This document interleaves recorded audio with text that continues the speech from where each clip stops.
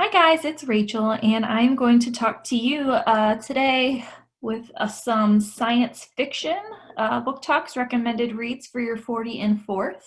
The first one I want to talk to you about is Frank Einstein and the Antimatter Motor by John Shushka. So here's a quote for you guys about this book.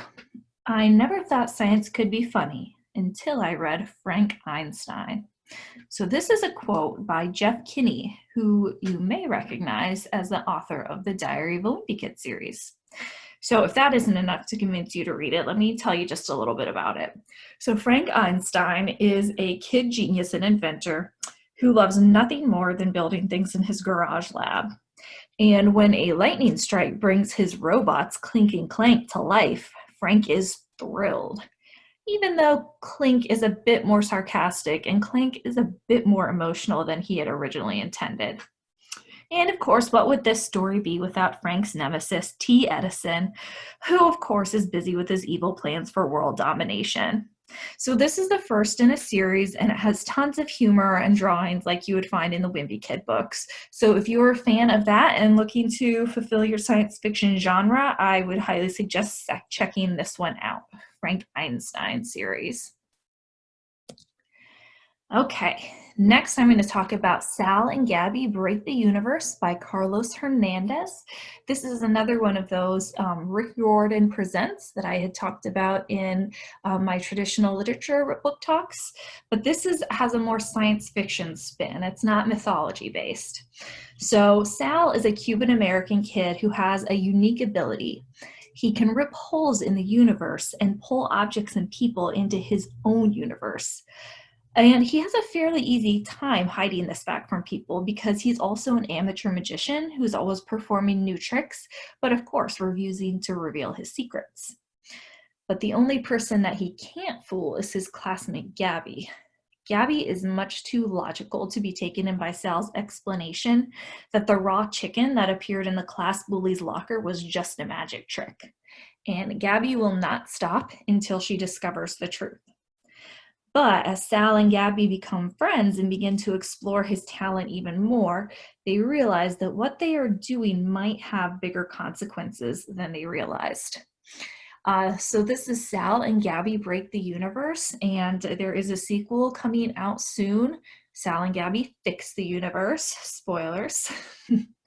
That's another great one. All right.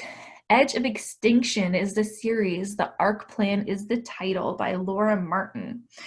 So I included this book because I found that as we grow up, the books about dinosaurs become fewer and more far between. And I think that is just sad because what do you do if you're too old for How Do Dinosaurs Say Goodnight, but you are too young for Jurassic Park? And I'm talking about the book, not the movie, because many of you have probably actually seen the movie.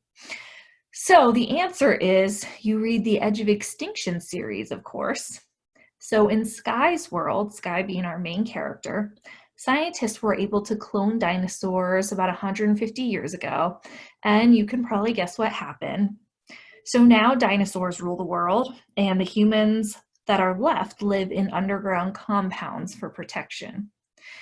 And even though it is incredibly dangerous, Sky is ready to brave the surface herself to search for her father, who mysteriously disappeared 5 years later. 5 years earlier, excuse me. So there is also a sequel to this, but this is the very first one. It's the Arc Plan. If you are a dinosaur fan, you definitely want to check this out.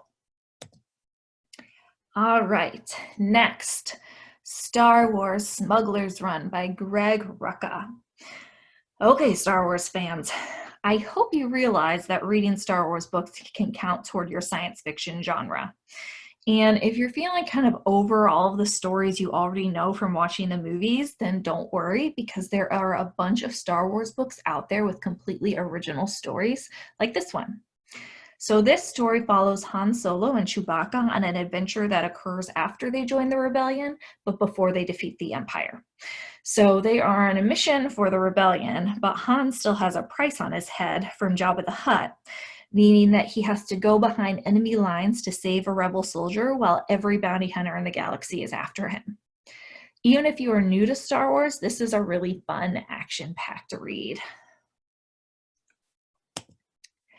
All right. Last, I want to talk about The True Meaning of Smek Day by Adam Rex.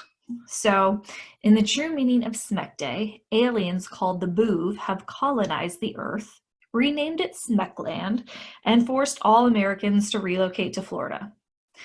So, as you can imagine, relationships between the humans and the Boov are not great. Our main character, Tip Tucci, especially isn't a fan of the aliens, considering that they have abducted her mother. But somehow she finds herself on a journey with a rogue Boov mechanic named J-Lo to save her mother and possibly even the Earth from another alien invasion. So this book is as weird, quirky, and funny as it sounds. If you guys have seen the animated movie Home, it was actually based on this book. But the book is great on its own, and as librarians love to say, the book is always better than the movie. So that is The True Meaning of Smek Day by Adam Rex. All right, I will talk to you guys soon with some more recommended reads to fulfill your poetry genre. See you later, guys.